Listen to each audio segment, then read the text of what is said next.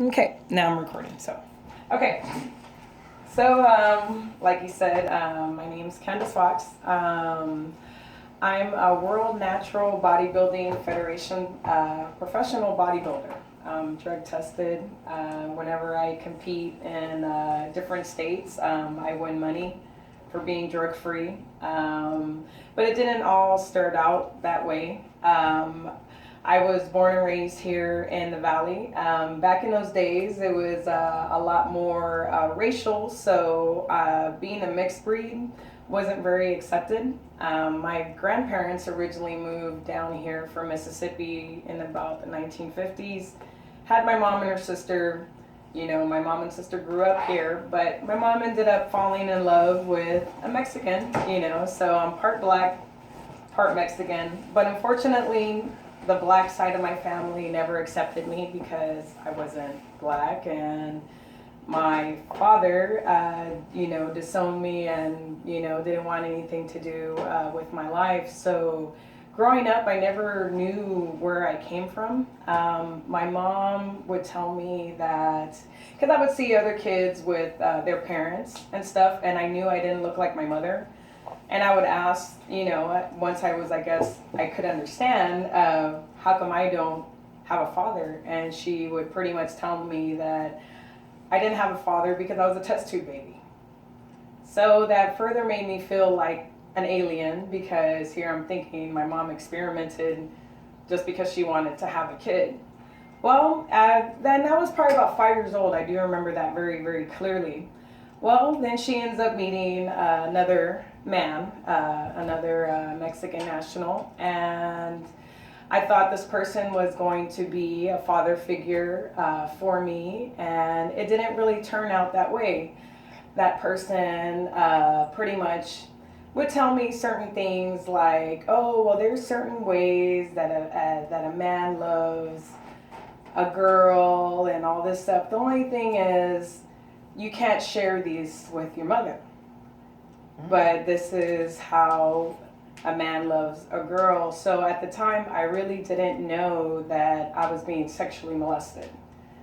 And by this time, my mom had my brother, and I was pretty much molested by my stepdad from the age of 5 until I was about 8 years old, and my mom already had my sister with him.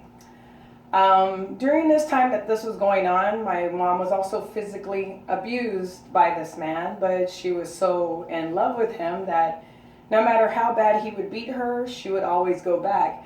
And sometimes those beatings were to the point that there was this, I'll tell you about this one time where he hit her so hard in her face that she flew into the pavement and scratched up her whole face and had rocks embedded and bleeding and stuff, and I had to clean her face from the rocks. While this was going on, I still didn't know that what I was doing with him was wrong, And one day, she caught us. And when she caught us, I was actually relieved that, my mom was, okay, this is it. I don't have to have this person touching on me or anything like that. And it was actually the complete opposite. My mom blamed me for everything and threw me out of the house at 8 years old. And I was shipped off to my grandparents' house. So pretty much nobody took me to go and get by a nurse to get checked out. My grandparents didn't do anything about it because apparently it was more important for my mom's life than it was for mine. And that's what started my obesity, because I felt dirty because I was blamed for coming on to a 31-year-old man. So to alleviate, I guess, I didn't know I was going through depression, I just started gorging on food to the point that from 8 until I was 12, I was wearing a size 16. That's how obese I got, and I started getting picked at school because I was, fat, and I wore glasses, and I was going through the chain, so I had horrible acne and glasses. And around this time, my mom had luckily gotten rid of that individual, and she wanted me to move back into the house with her. I really didn't have a choice being a young teen where I could go, so I went back with my mother. And going through that, being picked at, being obese, going through the acne, and also being highly intelligent, I was picked at so bad that I really don't know how I discovered it, but I started puking all my food out. So once I got out of junior high, the whole summer, I pretty much puked the whole summer. Ended up getting from a size 16 down to 125 pounds. And it just, I got better people looking at me, friends, but my situation with my mom really wasn't that well, because instead of my mom saying she was sorry for what had happened to me as a kid, I was more like her rival. So anytime she was dating any other man, I would get beaten by my mother if that man was trying to talk to me for anything, even though I wasn't the one trying to have a relationship with that man from what happened to me before. So it was a struggle with dealing with the bullying from the school and then dealing with the beatings from my mom. And sometimes these beatings would get to the point that I would literally piss my pants because she would beat me down so hard. There was a couple times where she put a knife up to my throat, and had me up against the wall hanging from my legs. My grandparents and my cousins knew all about this, and even her friends, and nobody ever said anything. So I thought it was something that was normal, that I thought everybody went through that. Once I got to 15, I started getting older, I started getting stronger, so she couldn't fight me like the way she could, but I started experimenting. I started friends, with marijuana and stuff like that, and the weed made me feel better. I didn't have to deal with all the stress that I had from high school, from going home with mom. Sometimes I didn't even want to go home, so I would come home very, very late because I didn't know if one day she was going to be a great mom to me or if I was going to get beaten down into the corner. So from the weed, it went to drinking alcohol. It was more like a release, like freedom. I would stay out with my friends. When I turned around 16, and then this entire time I still had good grades, so they really couldn't tell in school that I had issues because my grades were still really good and stuff. And pretty much my mom told me that if I said anything, that whatever happened to me right now, it's only going to be worse for me if I say anything. So I was scared to even say anything, and then plus I didn't have anybody defending me, so I didn't have nobody to turn to. Well, my mom started dating another man, and this man came on to me, and I pretty much told him that if he touched me, that I was going to, and I said it, I was going to kill him. And instead of him just backing off and leaving me alone, he went to my mother and accused me of coming on to him, and my mom physically attacked me. But by this time, I was stronger, I was taller, and we fought to the point that there was holes in the wall. She ripped some of my braids out, hit me with a frying pan over the head, and I got away from her, and I told her, this was the last time you're ever going to see me again, and I ran away. So I ran away with my friends. There was a whole bunch of us wild kids that back in those days, you really didn't need ID to do a lot of things. So we started selling drugs. We started breaking into people's houses, and we all saved up enough money to move into an efficiency apartment. So I was with a whole bunch of kids, about 10 of us in a small efficiency apartment. We had no other way to make money. We didn't have any skills or anything like that. So I was selling weed, I was selling acid, from everything that was going on traumatic in my life. When I started doing LSD, luckily I could come to you today and I'm not clinically insane. Because technically once you do more than 2 hits, then your brains are supposed to be scrambled. One time I did feel like I wanted to end it all because everything that was going on with me, and I'm here with all these other runaways and a small efficiency, that I decided to take pretty much a half a sheet of acid. just to see it because I didn't want to wake up, because I heard so many stories about that. Yeah, you could go insane and not remember nothing, and I didn't want to remember anything. Well, after 4 days of tripping really hard and seeing demons and all this other stuff like that, for some reason I was still here and I was still aware and I could still do things. So I ended up getting recruited to dance in a strip club after this. And the first time I did it, I was 17 years old. They knew how old I was. And they didn't care about anything like that because, of course, men want young women and stuff. And there was nothing else I could do. I was thinking to myself, well, if I continue to sell drugs, I'm going to end up in jail, and that's not where I want to end up in. And yes, this is something that is wrong, and from my family's Christian values, stripping is wrong, but then all the stuff that my Christian family did to me, then I might as well do this and make some money. So the first time I stripped was 17 years old. Started dancing, got my own place. Everything was going great. But in that type of environment too, drugs is very prevalent. So the alcohol, even though they knew I was a minor, I was still drinking alcohol. The people that would go to those clubs are slinging cocaine. When you do cocaine, you feel all this energy, you feel invincible, all this stuff like that.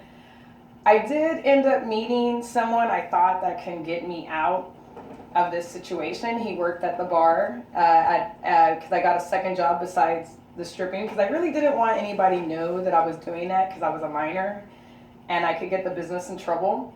So I started part-timing at a nightclub, as a waitress.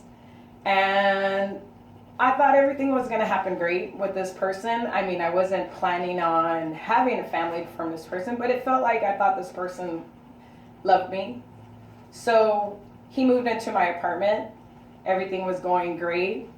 Unfortunately, when you deal with people, you can't take their words for complete honesty. And this person told me, oh, you know what, you don't have to worry about protection. I'm sterile. When I was a kid, I had this terrible accident, and you can ask my whole family that I can't reproduce.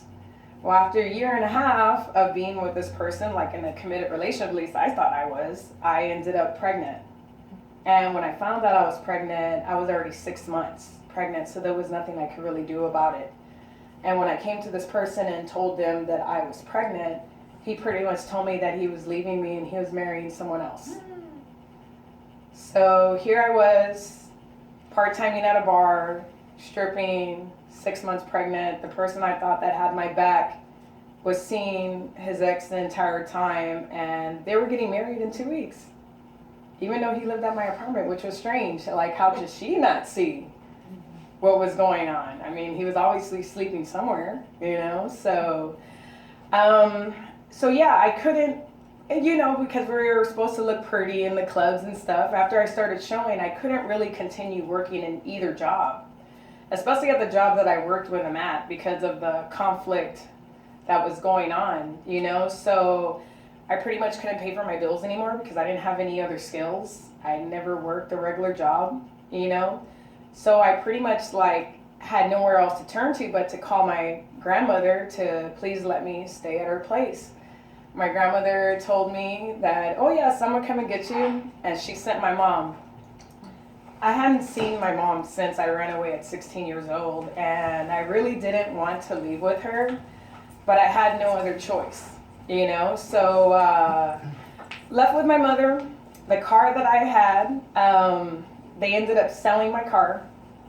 Didn't give me none of the money, so I was pretty much lost everything, and my mom had a small apartment, and my brother and sister were already grown by then, and I just had a couch to sleep on. No other help. My mom, she promised me that we were going to raise this child together. She was going to help me. And honestly, having my son, which he's 19 now, did start finally building that somewhat relationship with my mom. So I was sleeping on the couch until I had my son. And then I was still sleeping on that couch until my son was about a month and a half. I knew I needed to get out of that situation because sleeping on the couch with my son in a small apartment with my brother and sister, my mom, I need to make money. But again, I didn't have any skills or anything like that. And the fastest way I knew I could make money was to go back to stripping. I went back to stripping. Within 6 months, I got my own place. I got a car. Everything was going great until I was introduced to crack cocaine. Once I was introduced to crack cocaine, it's just like how they say it is. The first couple times, yeah, you're gonna get addicted because it's that powerful. The great thing was I was a functioning addict, but my friends that introduced it to me, they really lost everything, and they weren't from a terrible background that I was. They were rich kids. Parents had a lot of money. And it's surprising that some rich kids would be giving me crack. You think it would be the other way around, right? Well, they ended up robbing me, so I had to get rid of them as friends, and I did tell them at the time that they could have just asked me for the money, but I did understand that they were going through a terrible addiction, and I went on my own, but I still wasn't able to quit the crack cocaine. Unfortunately for them, they started robbing. Their parents banned them from their businesses. They were banned from, back in those days, it was called Circle K. They used to take checks. They were banned from cashing checks. The sister ended up prostituting, ended up having 5 kids from, she doesn't even know the baby's father. The brother ended up losing some teeth. His best friend, they all sold their cars for it. Me, I kept on dancing, but I would get lost for 3 days. Whenever I knew I was going to get lost, I would give my mom enough money to watch my son and to pay her bills because I knew I didn't want my son to see that. I didn't want my mom to see that, And it got to the point where there was one day after being addicted for about, I say maybe about 2.5 years. By this time, I was about 21 maybe. I think I had an epiphany, or it was just a hallucination, because once you're not sleeping for 3 days and eating anything, you're pretty much in that second plane of life where you're seeing spirits and all this stuff like that. You're seeing like death is waiting for you, And I just remember just getting on my knees. My knees were hurting because I was looking for rocks on the floor, being addicted and stuff. And I just sat back and just started crying because I was just like, this is not the way I had my life planned, And right when I said that, I swear to God that a voice told me that my life didn't have to be this way. And all I could say was my guardian angel, or if it was God himself. And when I heard that, I said, okay, if my life doesn't have to be this way, then what do I need to do in order to change everything that's going on? And it said to follow the path that I put before you. And that's exactly what I did. I started to let my mom know that, okay, I need to stop this. Eris is getting older. That's my son's name. I can't be a drug addicted parent if I'm trying to be responsible for him. And his father would never really help me, So Eris is about 2 years old. I had to take his dad to court. So I did, because he was telling everybody how I was this big old hoe and how he was never with me and all this stuff like that. Got proved 99.9% that my son was his. So at least I got that support somewhat whenever he decided to pay to help with my son. But I noticed that I needed to get rid of all the negative people that I had around me, which was the other people that I would party with. Once I told them that I didn't want to party anymore, they didn't listen. They knew that I had the place to party. So they're like, oh, well, you don't have to do it because we'll just come to your house and do it, And I'm like, but I'm addicted. If you smoke crack in front of me, I'm going to want to smoke crack, so you can't be here anymore. They still were adamant about coming to my place, where I literally had to cut a lot of people out of my life, which were a lot of people that I thought were my best friends. And honestly, people, if they're your best friends, they want the best for you. Even if they're in a similar situation or not, they still, okay, if you're going to do this, I support you. But none of them were like that. I ended up, I quit stripping by the time I was about 24, I got myself into college. I thought by that time my brains were fried from all the drugs and all that stuff like that. And when I took my ACT, because I didn't finish that, didn't able to graduate, you know, I ended up blowing the ACT out of the water, where right away I was thrown into honors at UTPA. You know, and that blew my mind because I was like, wow, I didn't burn all the brain cells I thought. So obviously there was like a hand over me that was protecting me. There was something I was meant to do. Got into UTPA. I had dreams of becoming an attorney because of all the stuff that I went through, and maybe I could help people. You know, my degree was in political science. You know, everything was going great.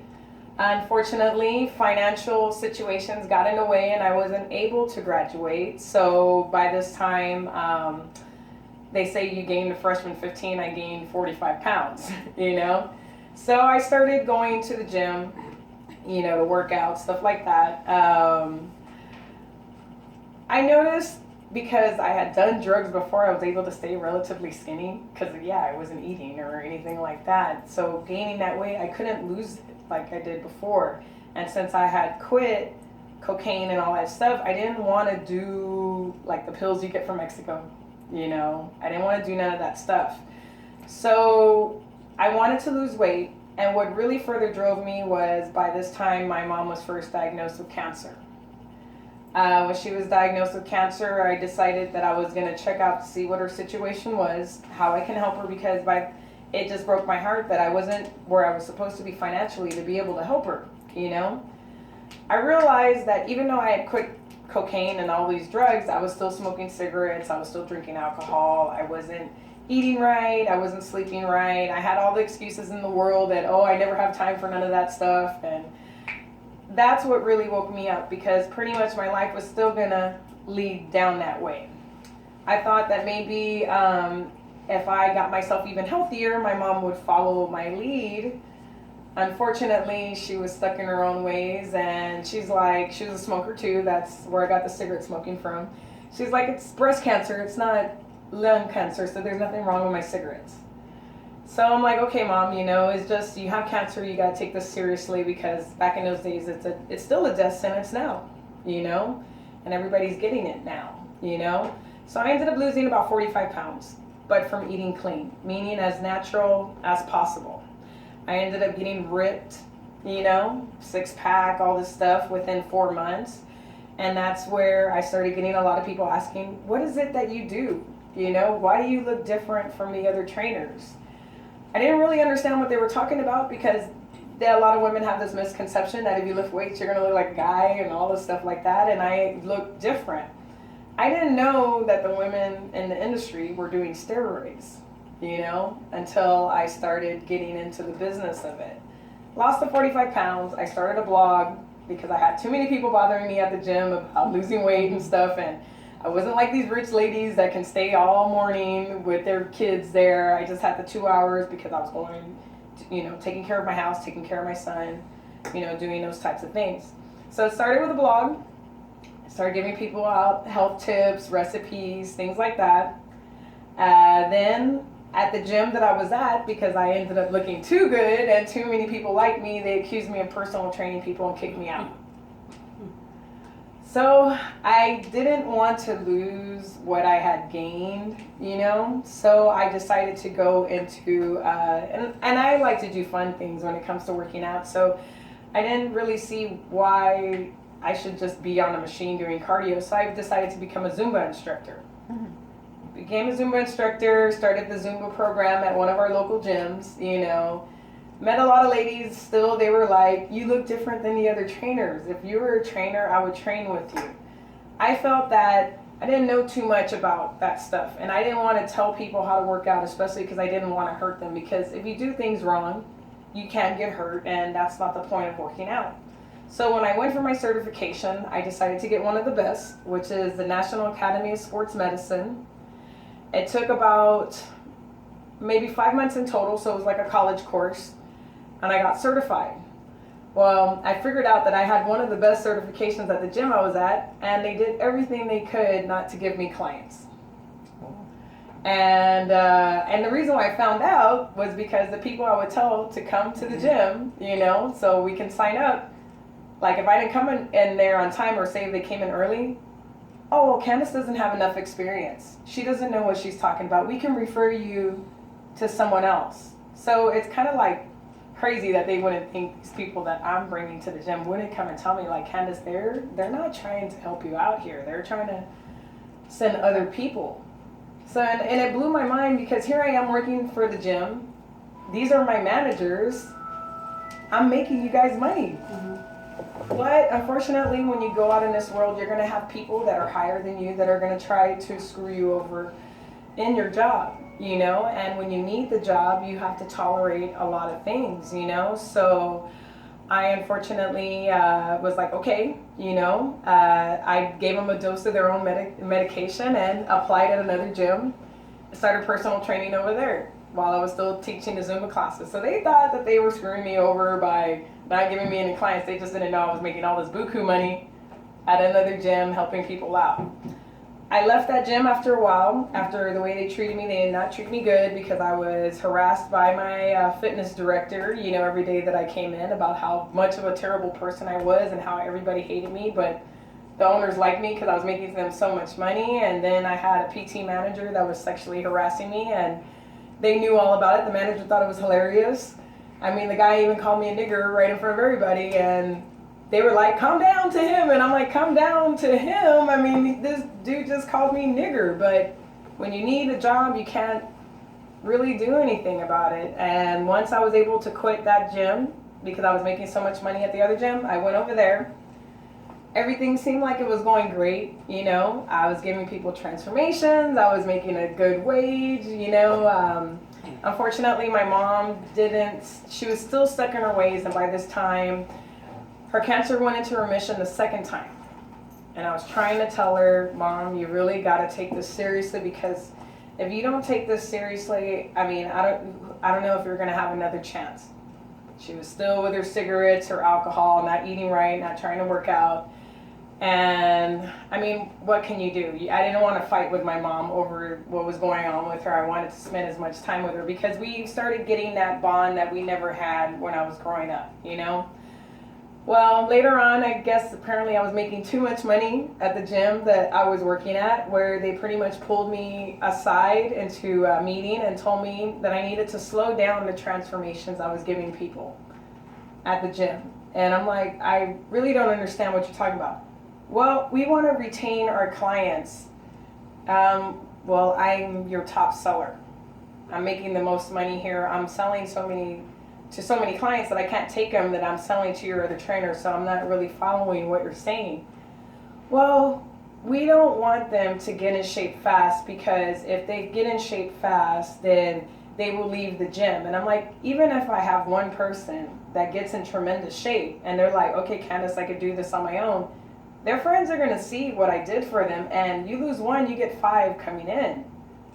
They still were adamant about me not doing that, and I pretty much told them that, I wasn't receptive to what they wanted. So the next best thing that they did so they could save money was they decided that they were going to cut all the PT staff's checks by over half. So when they made the announcement, I was originally making $25, $30 an hour, good wage. They were going to cut it all the way down to 12. When they announced this to me, my mom's cancer came back the third time, and they fired her from her job because she was a liability. So I knew my mom had no way to take care of her rent or anything like that. And I felt terrible as a daughter that I wouldn't be able to take care of my mother, even though the stuff that she did to me. I was still fortunate that I had her, because I never had my father in my life. And my father pretty much would and he's told me this before when I was 13, that I was an embarrassment to his family because of the fact that he had a kid with a black woman. So I had about $4,000 saved up, and I started researching about opening at my own place to retain my livelihood and to be able to give my mom a job, because nobody was going to hire her third time cancer coming back and all that stuff. Did a few months research, and I thought of a name fit science, because the way I do my work on my clients is very scientific and stuff, you know. $4,000, I dove headfirst into fit science, started a little small place, 500 square feet in Far, Texas, where nobody works out, but that was close to my demographics, you know, and I needed to be able to make a profit, and I made my mom into my office manager. So Fit Science started still able to give clients the results they want, kept my livelihood. Then it went, and this was back in 2011. Then I grew to 900 square feet. And when I grew up to 1,500 square feet in FAR, my mom's health started declining further worse and her cancer started spreading. I knew she wasn't going to have a lot of time, you know, so tried to give her as much as I could. She did get to see me compete one time because I saw how you compete. People wanted a trainer who competes and stuff. Mm-hmm. So she got to see me compete in Austin. And when I was getting ready for my second time, she ended up having a seizure. When she had the seizure, she wasn't able to drive to my facility anymore, so she had to stay home. And I told her I would try to give her as much money as I could because I also had to take care of my bills and my son. And my mom told me, and I think she kind of knew because by this time she was giving me things even though I didn't want stuff, you know. She told me, she's like, Candace, whatever happens, I just want you to know that I'm very proud of you. I don't want you to stop what you're doing, and promise me that we're going to go to the next show together. And what happened to you when you were younger, it should have never happened. And when she told me that, it finally released everything that was, you know, that little animosity that I had, you know. And I knew she wasn't going to make it. I knew it, but I promised her that I wouldn't stop what I was doing and that we were going to go to the next show together. Unfortunately, she ended up having a second seizure and she went into a coma. She was at Rio Grande Medical, where I found out that even though she had the second seizure, she was still aware of what was going on, but because the hospital people didn't want to deal with her, they kept her in a coma and were lying to us that she was brain dead. So the little muscle that she had left pretty much deteriorated because they had her with the thing in her mouth and feeding her through her stomach. The only reason why I found out that they induced the coma on her was because I had a man come into the room that was claiming to be the neurologist. And he was talking about that she was brain dead and there was nothing else that we can do and we already need to start making our arrangements and all this stuff. And then the real neurologist comes in and says, everything's fine with your mom, her brain functions are normal and all this stuff. And I looked at this other person like, well, who is this? It turns out to be the lung specialist coming in the room talking about my mom's brain functions, talking about she's brain dead. And I'm like, well, why is my mother like this? Well, she had a seizure. That